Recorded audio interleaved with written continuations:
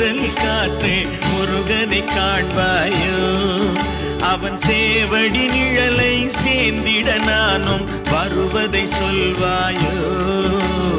செந்தூர் செல்லும் தென்றல் காற்றே முருகனை காண்பாயோ